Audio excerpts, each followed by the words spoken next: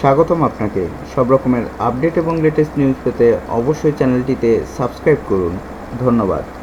সাকিবকে বহিষ্কার করা নিয়ে যা বললেন তথ্যমন্ত্রী। জনপ্রিয় চিত্রনায়ক সাকিব খানকে বহিষ্কার এবং মন্ত্রীর পদত্যাগ দাবি করা চলচ্চিত্র ঐক্যজোটের এমন চিন্তাভাবনায় বেশ অবাক হয়েছেন তথ্যমন্ত্রী হাসানুল হক ইনু। গত শুক্রবার রাতে একটি বেসরকারি টেলিভিশন চ্যানেলে সাক্ষাৎকার দিয়ে তিনি বলেন, গত কয়েক মাস সাকিব খানকে দুবার বহিষ্কার করে দিল। বিষয়টি রহস্যজনক মনে হচ্ছে।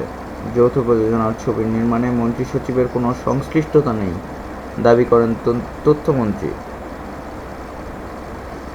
যৌথ প্রযোজনার ছবি নির্মাণ থেকে শুরু করে মুক্তি পর্যন্ত সবকিছুর সিদ্ধান্ত নেয় এফডিসির প্রিভিউ কমিটি।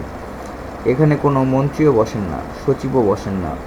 যৌথ প্রযোজনার নিয়ম না মানা ও জ্যেষ্ঠ শিল্পীদের প্রতি ঔদ্ধত্যপূর্ণ আচরণের অভিযোগ এনে বাংলাদেশ চলচ্চিত্র পরিবারের ব্যানারে আন্দোলনকারী শিল্পী, পরিচালক, প্রযোজক ও কলাকুশলীদের একাংশ প্রযোজনা প্রতিষ্ঠান জাজ মাল্টিমিডিয়াকে নিষিদ্ধ ও সাকিব খানকে আজীবনের জন্য বহিষ্কার করার সিদ্ধান্ত অবাক হয়েছেন বলে জানান মন্ত্রী।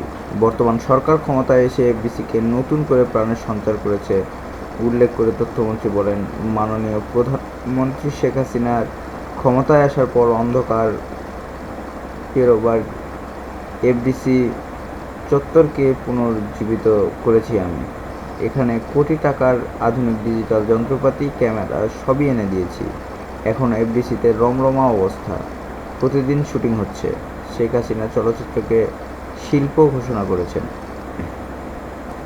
চলচ্চিত্র পরিবার অভ্যন্তরীণ ব্যবসায়িক দ্বন্দ্বে কেন সরকার কিংবা মন্ত্রী জড়াচ্ছে প্রশ্ন রেখে তিনি আরও বলেছেন, আমি ওদের পক্ষে বা বিপক্ষে না, ওটা আমার কোনো ব্যাপার না। আমি বলছি যে আজকে জাজ মাল্টিমিডিয়াকে বহিষ্কার করে দিল, সাকিব খানকে আজীবন কাজ করতে দেবে না, এই জিনিসগুলো আমার কাছে রহস্যজনক লাগছে।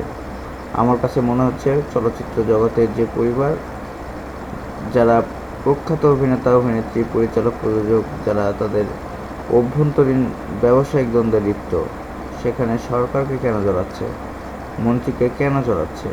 আর আমার কাছেই রহস্যজনক মনে হচ্ছে একটা